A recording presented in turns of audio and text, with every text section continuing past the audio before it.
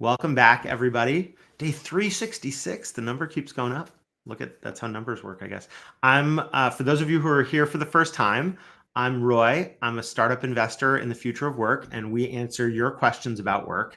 And a frequent thing that can happen is somebody reaches out, in this case, Shirley, who we'll tell you more about in a second. We just start talking about some dilemmas that come up at work. And it's like, that really is a tricky one. And we haven't had a chance to talk about it before. So Shirley is an investor for UBS Next.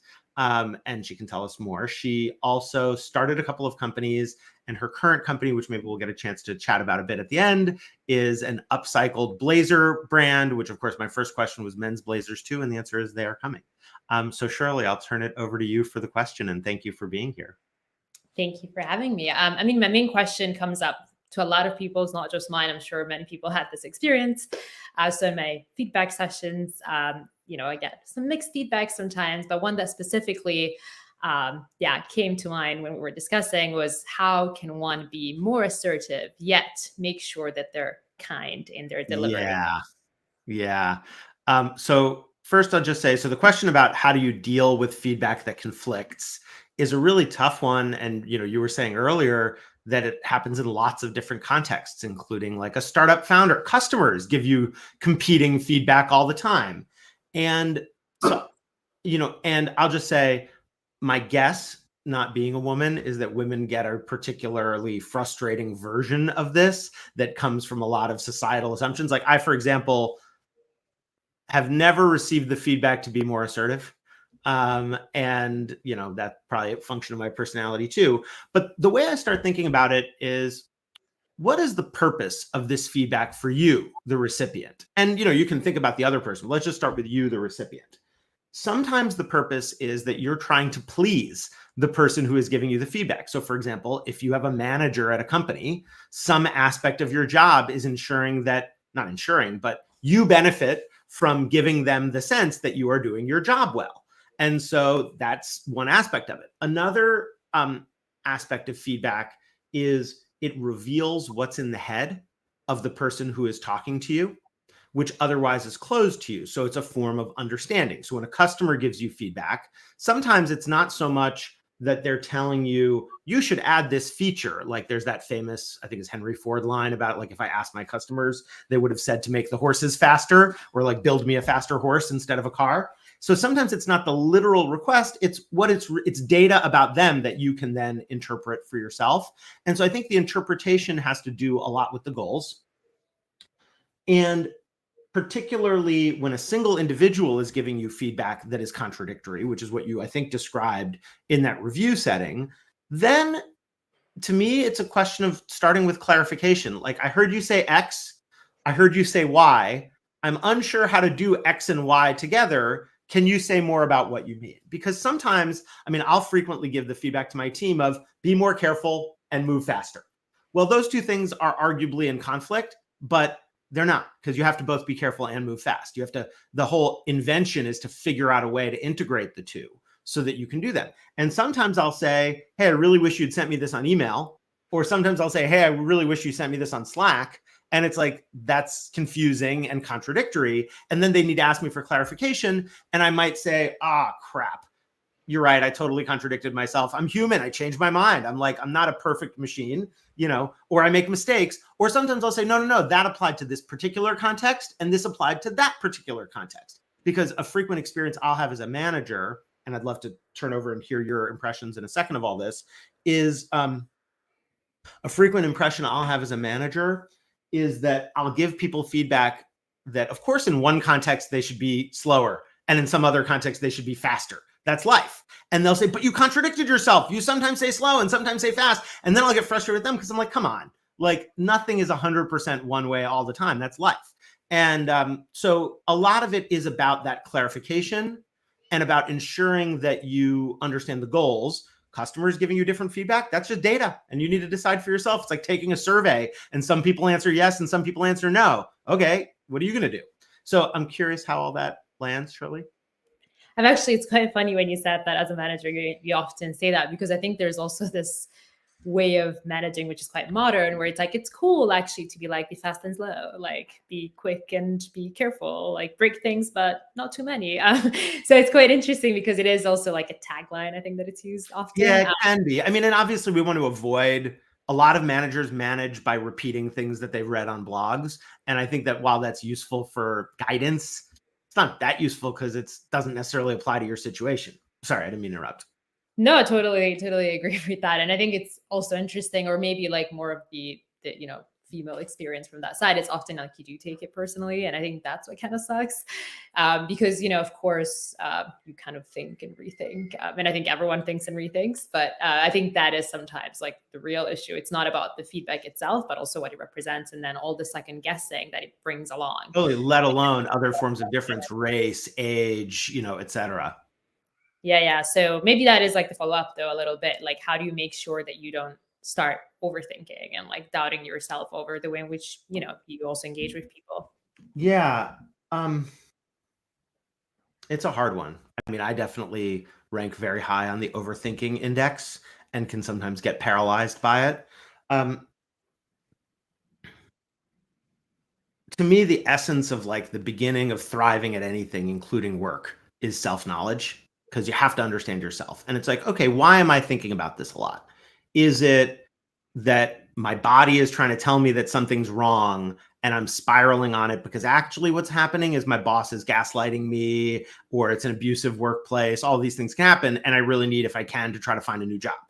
Or is it that I was criticized a lot as a child, and therefore when somebody criticizes me, I'm overly sensitive to it, and I over-rotate, as they say, on focusing on that particular thing? So it starts with a little bit of self-knowledge of like, why am I having this response?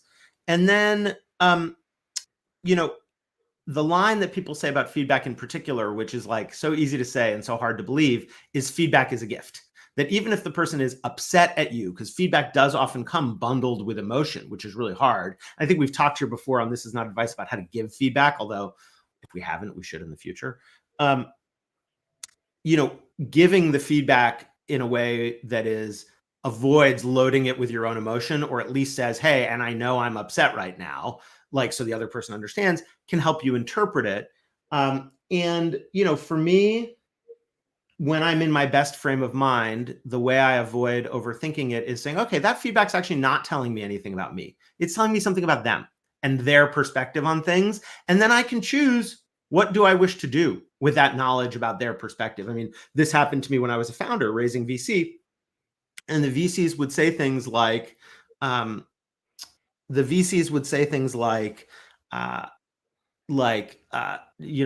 you should launch this product faster. You should launch a totally different product. And I'd be like, well, all these VCs contradict each other. Or even worse, you have investors in your company and they all contradict each other. And the answer is, they're not telling you what you should do. They're telling you their views on the world and therefore what you should do. And you just need to treat that as data. Usually it's not particularly valuable data, and I say this as a VC, and then decide whether to move on. It's about their willingness to fund you or not. So that's kind of how I think about some of this, is what is the feedback really telling you, and can you think of it as a gift? Yeah, I love that twist on the VC side, because of course they're very blessed to give a lot of feedback as well, which is, great. And as you said, something that should be considered a gift. And especially with the female founders I work with, they often say that they're told that they have to be very realistic, but also very ambitious. And that is actually a constant feedback that they don't really know how to deal with. So I was wondering if you had any thoughts on that specifically. Yeah, I mean, I think that comes up. I mean, look, I, again, can't speak to the female experience. I did the company I co-founded, the CEO was a woman, and the feedback we heard was insanely sexist. I mean, I couldn't even believe how sexist some of the feedback was. Like, VCs pulling us aside and being like, Roy, you're the real CEO. And it's like, no, she's a real CEO. And by the way, now I have a small team and she runs a very successful sports company, sports team, that I guess a team is also a company. And so she was the CEO. And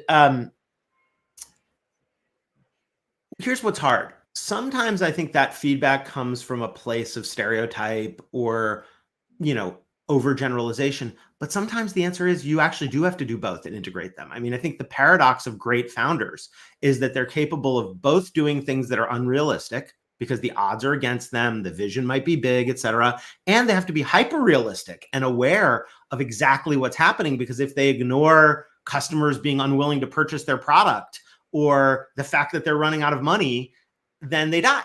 And so I think in that case, it's actually not a conflict. It's often, I mean, it can be a conflict. I'm not saying it's always not a conflict, but it's one of these things about the paradox of being a founder, of you have to do both, is be insane and sane at the same time. And there's this great post that Michael Deering did that we linked to from our website that's called The Cognitive Distortions of Founders. And I think it applies to a lot of working people, but it's basically all about the different mental models, i.e., we don't use the word crazy anymore, but the psychologically unusual mental models that many founders have, and how that is sometimes necessary because, one of our favorite quotes is this George Bernard Shaw quote that, the reasonable person sees the world as it is and adapts to it. The unreasonable person sees the world as it is and forces the world to adapt to them. Therefore, all progress depends on the unreasonable person. And so that's a founder. You have to be willing to be unreasonable in certain circumstances. But if you're unreasonable all the time, then it doesn't work. And so timing and dosage, integration, I mean, that's the paradox of founder life, I think. Yeah, I was thinking a little bit when I was thinking about our conversation about ball of dough, how you really do have to, pull yourselves in different sides to make it work. Because if you don't pull, it doesn't work. But then that's a really good analogy. And make it work, and literally raise if you're a founder. that I didn't think about before. But yeah, I'm sorry. Yeah, knead the dough, and and these things are balances, and they're very, one of the hardest things I think about doing anything new is you both have to focus on one thing and make sure 1,000 things don't go wrong. That's hard. Life does not set us up, and school does not set us up for that kind of thing. All right. Well, any other parting thoughts before we wrap? No, that was great. Thank you so much. Yeah, I appreciate it. If folks want to see your company, they can find it here, right? lapelthelabel.com. Just launched, so a lot of work to be done still, but that's good. Okay, fine. Feedback, so all those things. And I know you had said earlier that nothing that you are saying here should be interpreted as no financial advice and no official stand. Yes. Yeah, nothing official here, and not for me either. But I'm not in a place where that is an issue. But yeah, definitely don't listen to me about financial advice, because the only thing I know about is investing in early stage startups. And if I do my job right, nobody else can get into them. No, you can, but just not as easily as we can. All right, Shirley, thank you very much. I would totally welcome future questions and a chance to meet. And for everybody who's watching for the first time, I'll just say the reason we say this is not advice is because neither of us knows what you should do in your situation. Advice, like feedback, is about the giver.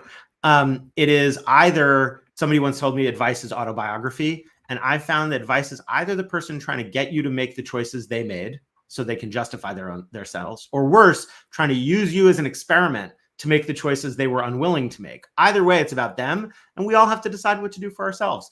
People come to me, somebody at an event last week, the week before, said, I took that advice you gave me 6 months ago, as if I remember or care. I just want it to work for them. I care about that, but I don't care what advice I gave them. So that's why we say this is not advice, and to be continued. Great. Thank you so much. Really appreciate it. Thank you.